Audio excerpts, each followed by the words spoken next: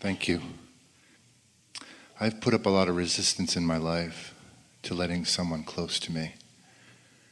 And in the last 3 to 4 years, even before knowing about Abraham and you, I've been on more of a positive track and letting the positive in more. And then studying Abraham, the momentum is building in a very good way. I've recently gotten into a relationship, and I don't know where it's going to go. I still feel like residual resistance. I know it's my past creeping up on me, although I'm keeping a very positive outlook and moving forward in that direction. I think more than the negative. Yeah.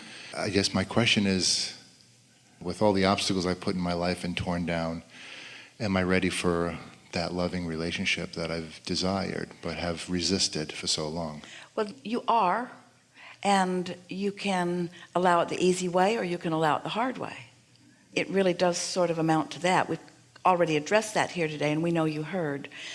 When you say your past is creeping up on you, we want to play with you a little bit and let you know your past doesn't creep. But what happens is you can activate a vibration about it and make it active now. So your past would dissipate and would not be hindering if you didn't activate it with thought and make it an active part of your now vibration.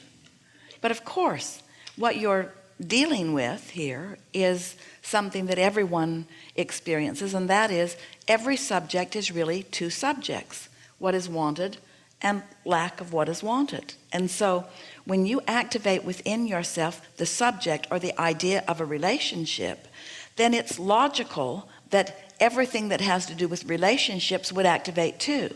And that's what makes it feel like it's creeping up. You thought you were activating the good part of relationship, but the active part of relationship, or the part that is still active, still is part of the process. So it's just a matter of continuing to lean in the direction of what feels better. And in time, those thoughts that are hindering will dissipate so much that they will become more and more rare in your experience, until it will surprise you if something happens that ever causes them to come up again.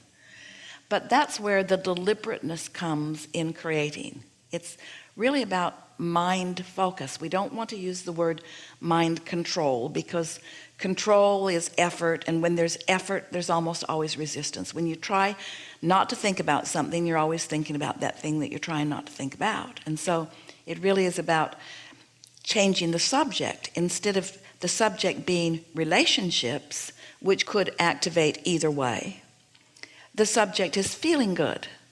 And if the subject is feeling good, then every subject, whether it's money or relationships or physical well-being or whatever it is, will be allowed by you in that allowing way rather than in that resistant way. What happens with so many of you is, if there's something active in your vibration and it's unsettling to you, and it's because of your continuing interaction with another person or with a situation, could be a job environment, it could be a family member, it doesn't matter what it is. If you can turn your attention from it, which means put your attention on something else, that troublesome vibration will dissipate and you'll have a smoother ride. But if it's something that you keep tripping over, then it's more difficult, isn't it? It's more difficult to do another focus wheel. It's more difficult to try to use the power of your mind when whatever it is that's bothering you keeps coming up.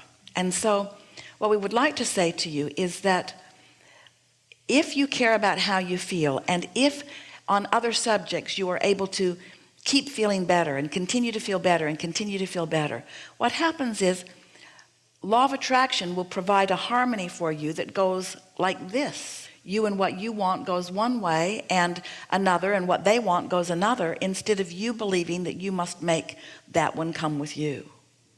So the idea that you should take your past relationship and massage it so much that everything about that comes this way with you is sort of illogical. It's all right for you to go this way and your past to go that way.